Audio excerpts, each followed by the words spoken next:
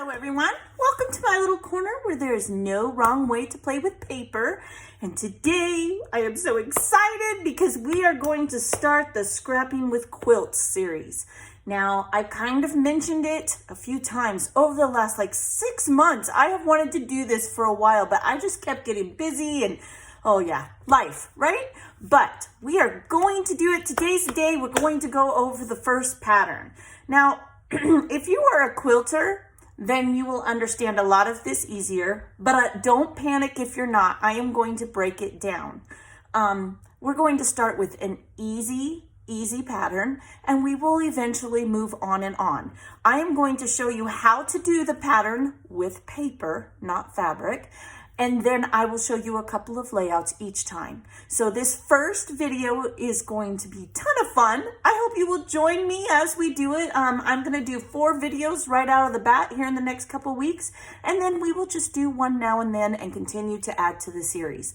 I'm gonna do that so it'll give you a little bit of time to work on each one, because I will say this, sometimes these quilt inspired layouts take time. And the reason is you have to cut the papers, you have to line them up, and you do have to trim them up. And we will go over each of that step. Now, once you get the hang of it, it does go a little faster, and you will start to see patterns in a totally different way. To this day, I do not quilt as much as I used to. Paper's my jam. But there was a time when I went in a quilting phase, and my mother is a amazing seamstress, amazing. Maybe I will take a photo and put the quilt my mother just sent me. She doesn't just quilt, she also pieces, and she embroiders, and she appliques. She worked for Levi. She made 501 jeans when they were cool, right?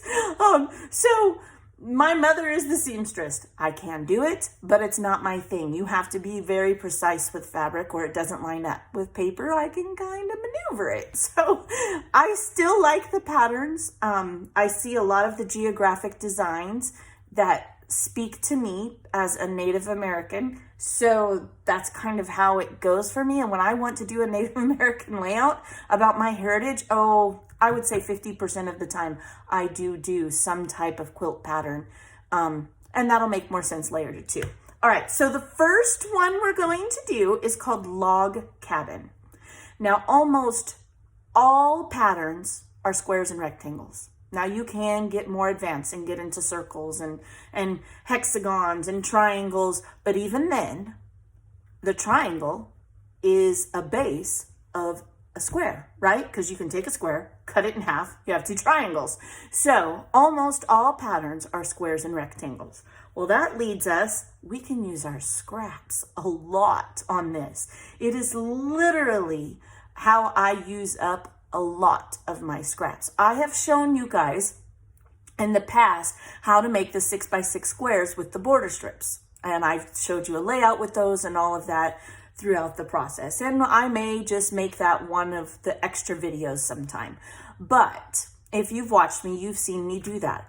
The log cabin is not far from that. The only difference is you don't just get to put them on and however you want. You do have to think about the process.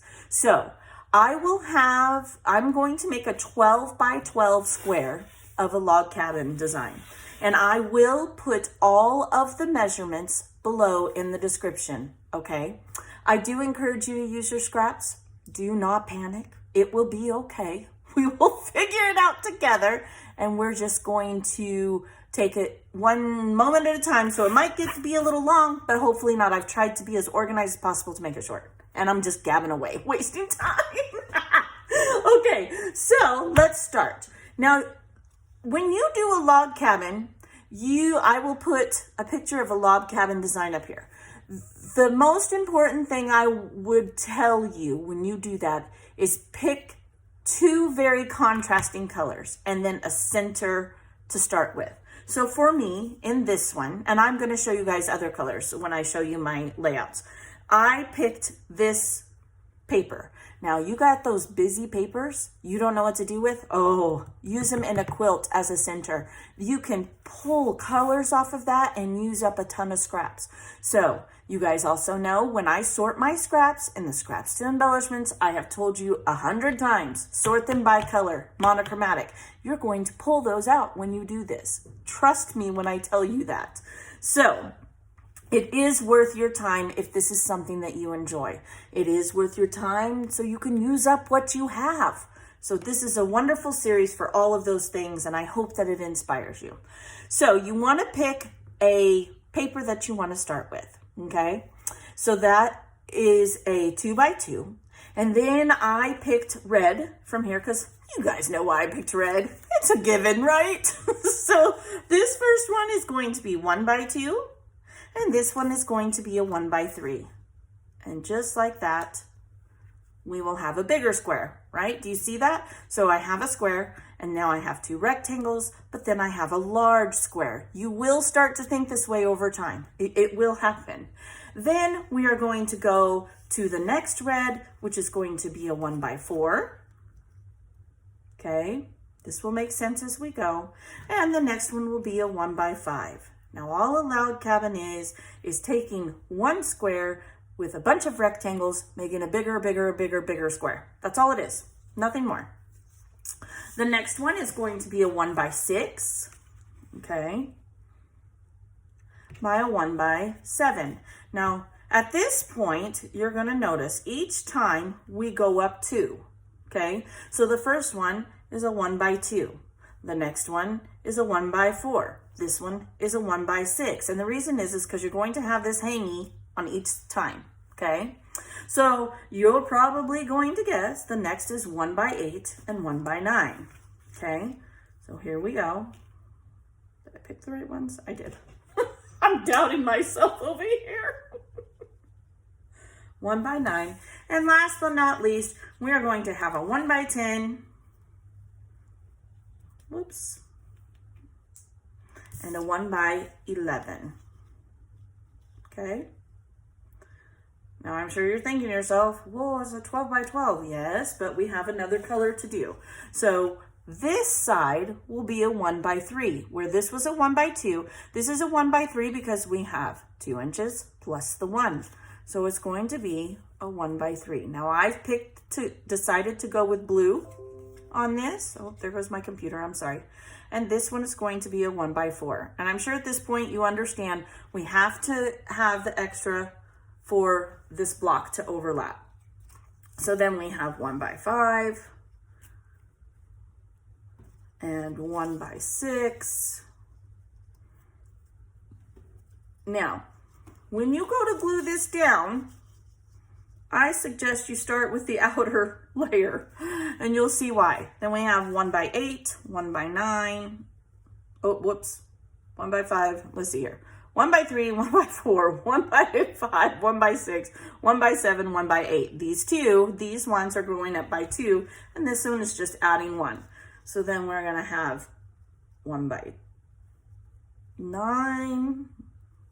1x10, and the last one will be 1x11 and 1x12. Now, here's why I say start with the 12-inch piece, because look, now I'm going to have to shift this all the way down. I'm not going to do it because it's going to mess it all up, but it will end up being a 12x12, okay?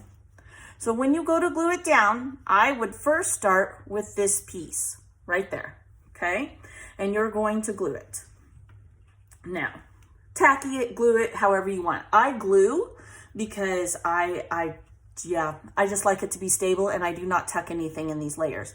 I have, but when I do, I will tell you, it's usually monochromatic, and I've done that a couple times, but that is your layout. Now, you can, I use cheap Walmart, what is that called? That cardstock at Walmart that's really cheap. You can buy it in the pads. Color Block, I believe that's the name of it, to glue these on. I am not going to use my expensive cardstock because this is all probably really quality paper that you've saved in your scraps, and therefore you don't need to back it with this. That's why I'm not gluing it, because I don't have any Color Block paper.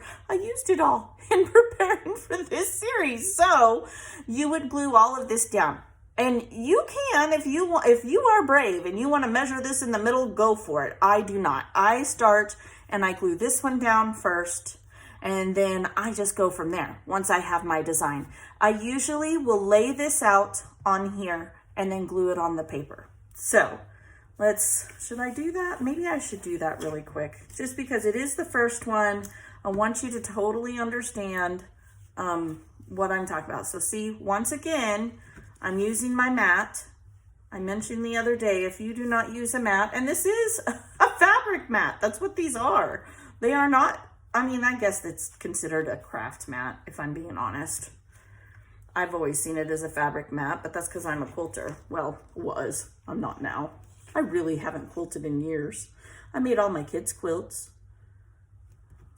Made my kids' quilts for graduation. I don't know what's going to happen when Jill and Jason graduate, because I don't want to do it no more. I'll probably suck it up just because I did it for the other three, but I still got a few years to go. I took all their old t-shirts and all the places we visited. It was pretty fun. Okay, so this is how I will set it, and I will set it off to the side, which, see, as prepared as I tried to be, saw how that worked out.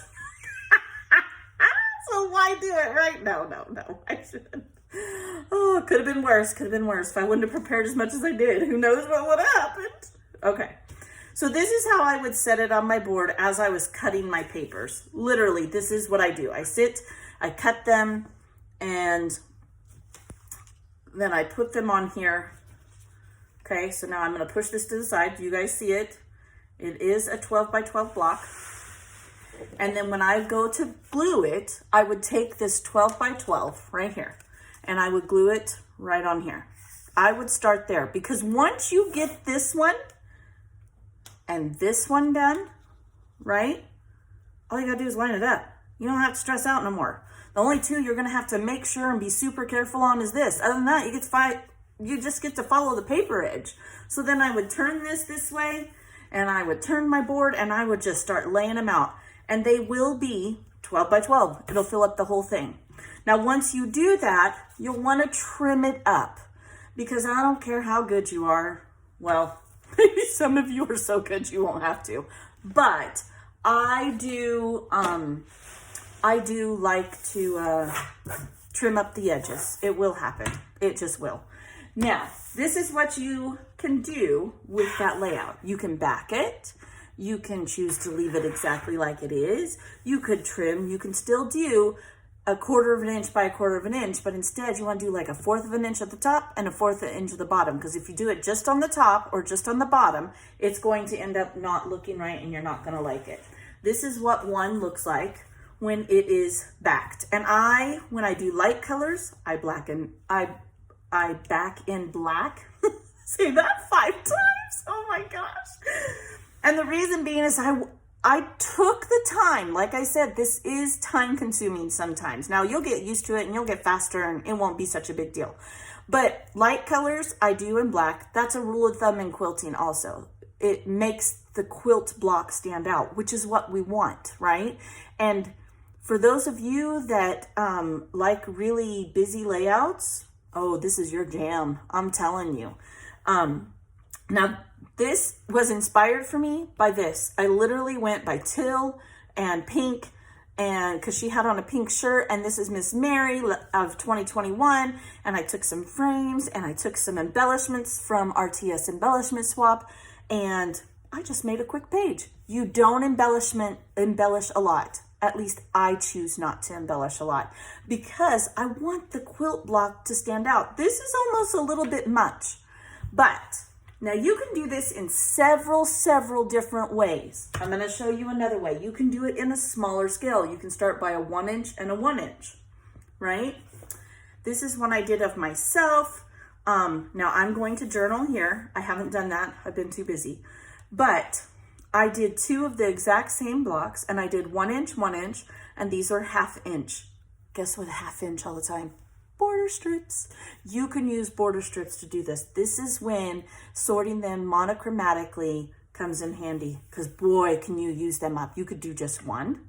You could do 4 if you wanted to. You could turn them so that the pinks were all in the middle. You could do it however you want. There is no ending. This layout for me will be about being a Native American, getting glasses, and how it's about diabetes. Native Americans are more prone to diabetes. So this is like a medical page kind of for my children, but I'm still proud of being Native American. We just have to know what our risks are. There's risk with every single race and sex and everything else. So male, female, you know, when you're heavier, your risks are more. So this is kind of a page for our family album, but I decided to go in a Native American route because I think it's important for my kids to know their heritage. That's exactly why I'm doing it.